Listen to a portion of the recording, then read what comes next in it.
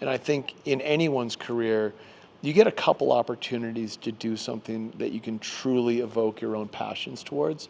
And that's when you're going to be magic. That's when you're going to be the most lethal at whatever your career path is when you can really feel it and you're energized. And when work doesn't feel like work, it feels like what you want to be doing, then you know you're in the right spot.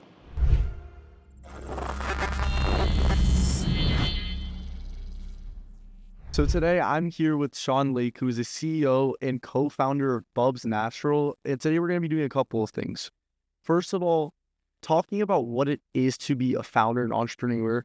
Second of all, talking about the path that you took to get to where you are. And finally, just some advice for some young adults who may want to pursue a career as a founder, CEO, and an entrepreneur. So first of all, can you tell me about your job? Yeah, I mean, when you're a founder, when you're in that kind of CEO role, there's really no job that you don't do. On any given day, I will take out the trash. I will sweep the front doorway because we have a tree next to our office. It always has leaves everywhere. But really, it's every facet of the business. It could be bill pay, could be new product development, could be a new marketing campaign, analyzing some metrics, financial reporting. Really, there's nothing that you don't touch in that role. Ideally, you have great teammates around you and great folks on your team you're just sort of checking in, but you're always moving around. You're never sitting still. I mean, as a founder and CEO, you don't really have a specific role that you specialize in. You just kind of do. You got it. So you're there to lead and you're there to inspire everyone, but you're also there to empower. And so I'm going to be more successful if my head of new product development knows what my vision is for new product, but it essentially goes unleashed so that he can go and really develop it, really seek out the raw materials, the ingredients, the concepts, and chase down those leads. And if I'm sitting over his shoulder too much, probably won't happen quite as well. And part of being a leader is also being really open to new ideas. There's a ton of evolution in the space of marketing, and I have to be able to make sure that my brand is ready to meet folks where they are, whether it's TikTok, whether it's on LinkedIn, whether it's on a different social media platform, and how you talk to your customer base, how you solve problems for them, how you engage with them it's a different game than the old days of print ads. So it's neat. It's neat to see it evolve, and you definitely play a role as the CEO in really all aspects of business. What's a typical day like as a founder and entrepreneur? All right, I will give you Monday. Monday, I literally swept the front area because I want a nice, clean workspace. I want people to come in and be greeted well. I took out the trash because it piled up over the weekend and the previous week, and I'm never too afraid to get my hands dirty. I was involved in bill pay that day. We did a big 4th of July sale, and we had some analytics afterwards we wanted to run through. I had 2 affiliate marketing meetings talking with different folks that are, proposing, different ways to really reach out to a broader audience than the one we currently have. I was negotiating with our warehouse for better rates. So on one hand, you're in bill pay. On another hand, you're maximizing, your efficiencies in doing business and evaluating the results of some marketing efforts. So, boy, a whole lot of stuff in one given day. Yeah, for sure. I think I actually recorded a podcast that day too. Yeah. Do you think it's a benefit, like as an entrepreneur and founder, that you get to do a bunch of different stuff every day? Like you never know. Yeah. A lot of folks that wear that kind of business owner hat, whether you're an entrepreneur or whatever business you own and manage and run, you're high energy and you like chasing a lot of different things. You get stimulated that way. I certainly get stimulated that way. So, in the role that I have at Bubs, I get to touch on a lot of different areas of the business, and I find that invigorating. Like, I love learning every single day, and every time I have a conversation with anyone in our team or even external parties, I'm learning something new, and that's what it's all about. What do you like most about being a founder and entrepreneur? Helping people. Hands down, what we do at Bubs Naturals with nutrition is we help people live fuller lives.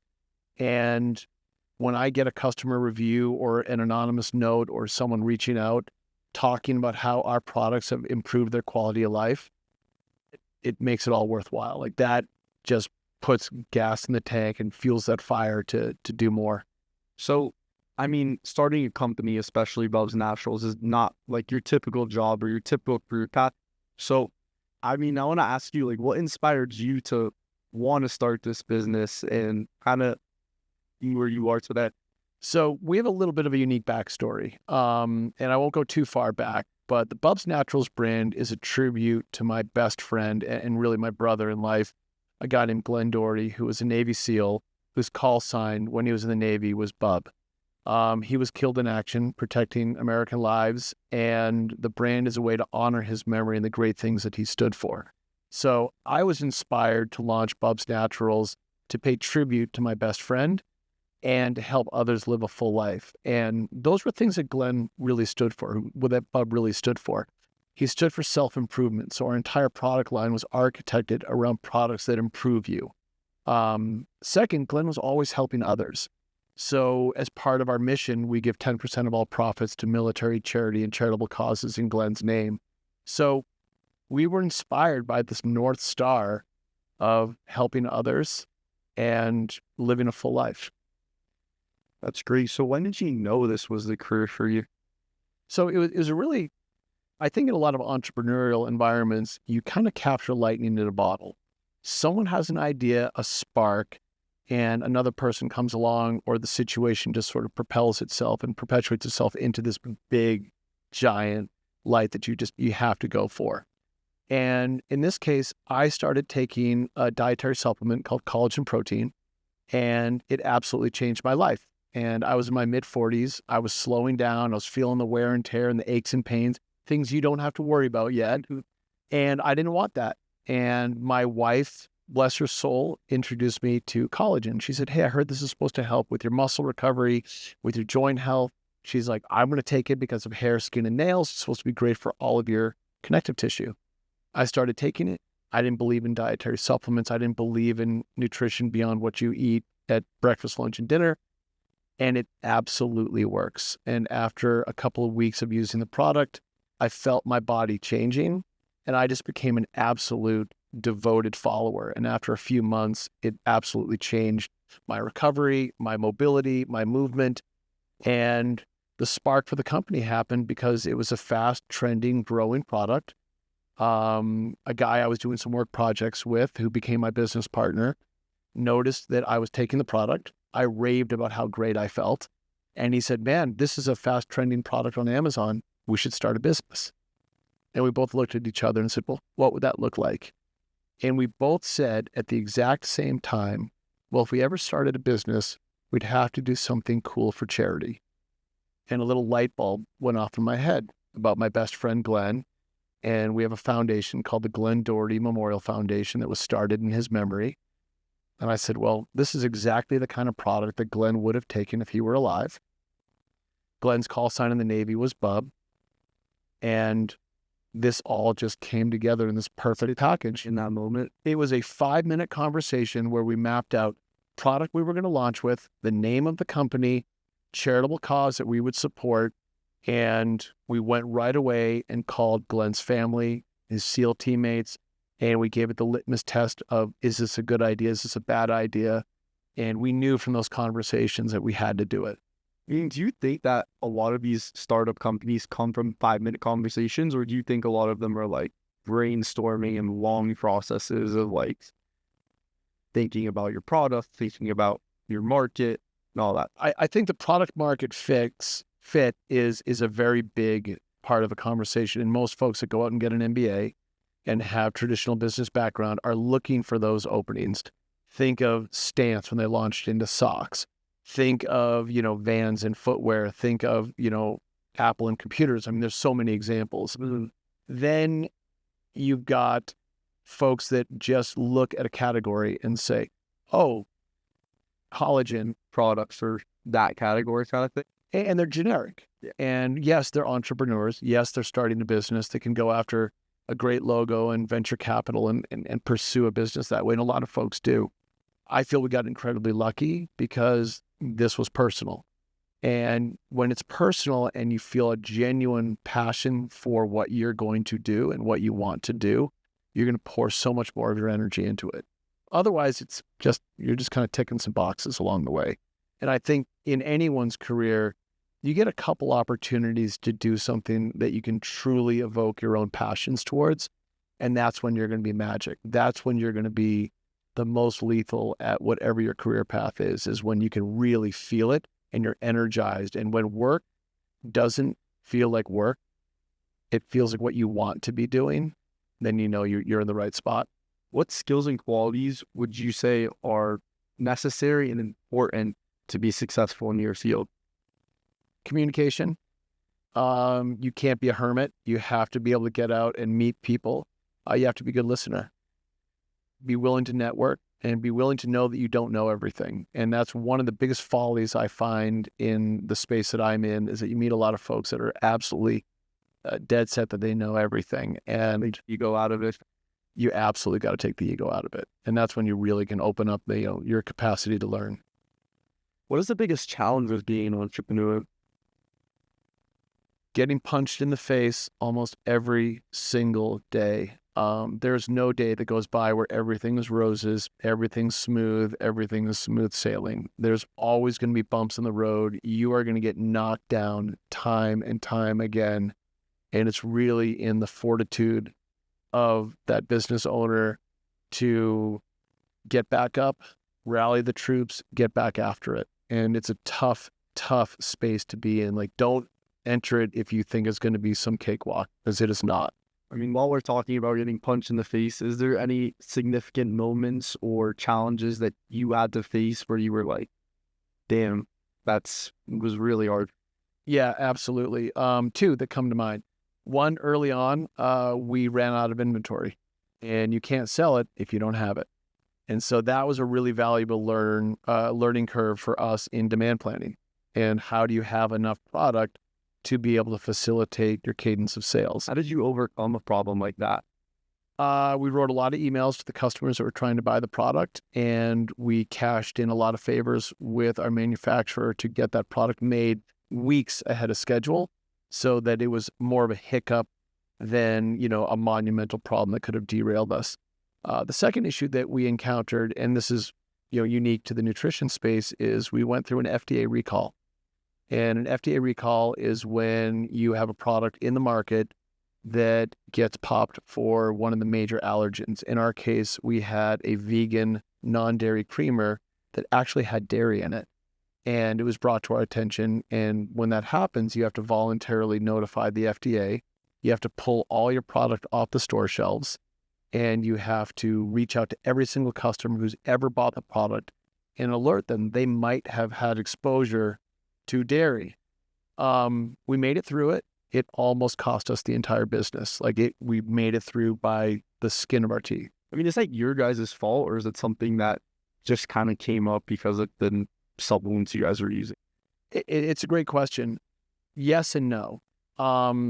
We learned a great lesson from that experience. We received documentation. Any nutrition brand receives documentation from its suppliers that state any of the allergens that are in a product, or for our case, not in there.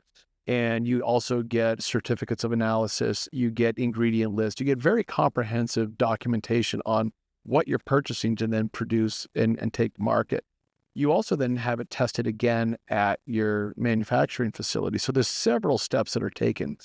But if you don't specifically test for that allergen as, the person buying the product, it might have something in it that you don't want. And you can't be guaranteed that the manufacturer is going to test for it. So in our case, our manufacturer had dairy in the product. They didn't alert us. We found out the hard way through a third party, and it almost cost us the business. So if there's advice in that, it would be make sure you know what you're buying and make sure you know what you're selling. Is that something that you guys could have turned into a lawsuit, or maybe you did turn into a lawsuit? Can't talk about that, but you can fill in the blanks there. That's for sure. So have there been any changes in the nutrition industry over the years that you would want to address? Massively. So it's actually amazing. The dietary supplement, the nutrition space has gone through an absolute boon since COVID. And a lot of folks really took their health for granted prior to COVID. I think you've always had your athletes, and you've had, these kind of tip of the spear Americans and people in society that will work out and train.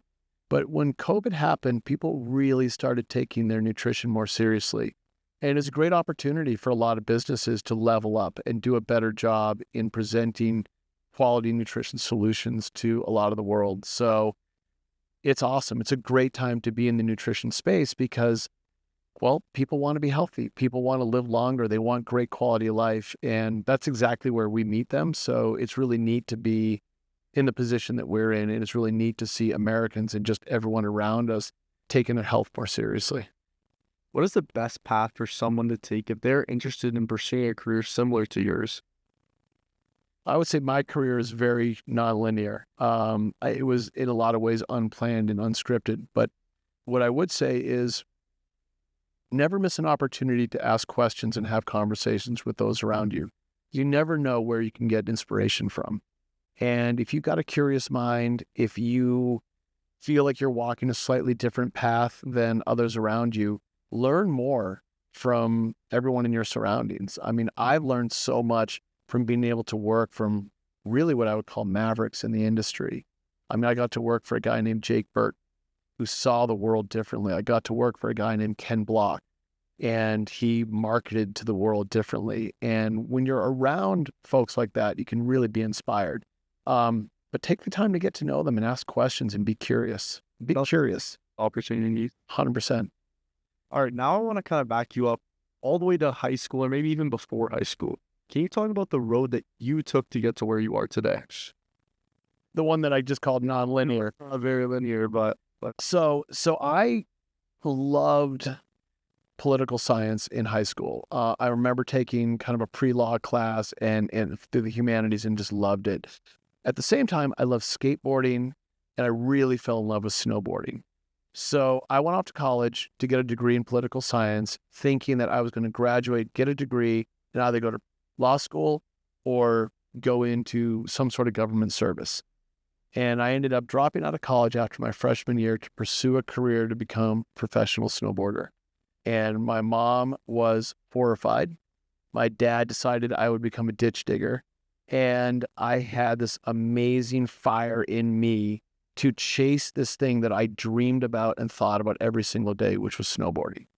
And so I moved to the mountains of Tahoe. I ended up moving to the mountains of Utah and chased that dream into fruition. And I ended up having a really fun run in my 20s as a pro snowboarder. In my mid-20s, I decided to go back to school.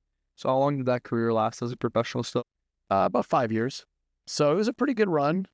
Yeah, I mean, there was good paychecks along the way. I got to go to Europe and New Zealand and South America and Alaska and travel all over to chase powder and ride snowboards. And I wouldn't trade it for anything in the world. So what I lost was, about a decade of, being out in the working force. So I didn't enter the working world until I was 30 years old. I went back to school when I was 25 and got a degree in political science from the University of Utah. I went to school summer semester and fall semester so I could take the whole winter off and snowboard. So it was a great way to go to school. Snowboard professionally or just for fun in the summers? No, I was snowboarding professionally, so I had a year-round contract. So I was getting paid to snowboard, but I used my snowboarding money to pay for tuition. Because I'm going to have to give a news flash out there. Usually when you go back to school and you've dropped out, your parents do not pick up the tab. So I was on my own and I waited tables and I took my snowboard money and I paid for tuition and paid for my books and went back to school. When I graduated, I thought I was going to go take the civil service exam and go work for the State Department. And I ended up getting recruited by Burton Snowboards to move to San Diego to be the team manager for a young kid named Sean White. And I ended up moving to San Diego, worked with Sean White, worked at Burton Snowboards, got to work for Jake Burton. And that launched me into a career in the action sports industry. And I spent a little over a decade working at DC Shoes. Worked in sports marketing for DC with Ken Block. I worked with Tony Hawk for a little while on one of his skate park tours. I worked with ESPN's X Games. Had a great, fun run there. All things I wouldn't have guessed I would do. Along the way, I was in my 30s.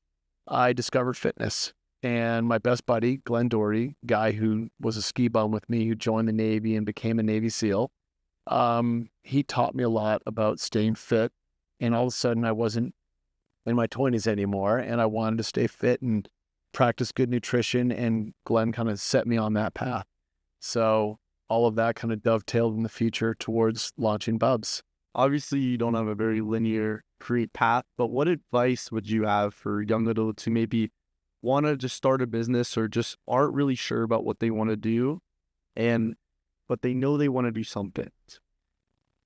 So don't be afraid to take that first step. You can suffer paralysis by analysis, and that used to happen with me a little bit. See, what I knew, I knew that I liked some things. For example, I really enjoyed political science. I enjoyed learning about the workings and mechanics of government. Well, that allowed me to pick a degree in college. Like, I knew I enjoyed that. And by going through and getting that degree, it's not that I applied that degree, but what I did do is I set a goal and I accomplished the goal. And so if you're curious, find out what you're curious about.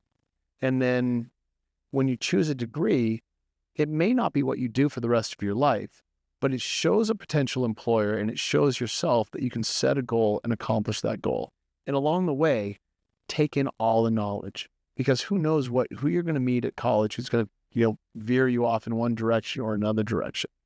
In my case, I knew that I didn't enjoy being in the school that I was at, and I knew that I was dreaming about snowboarding, and I knew that if I didn't take a shot at it, I would forever regret that. And try not to live with those regrets. Go after the things that you're passionate about. You got to take those steps. Well, thank you so much, Sean, for coming and supporting our mission of career and getting free career advice for young adults all across the nation. And I hope millions of young adults watch your story and hear your advice.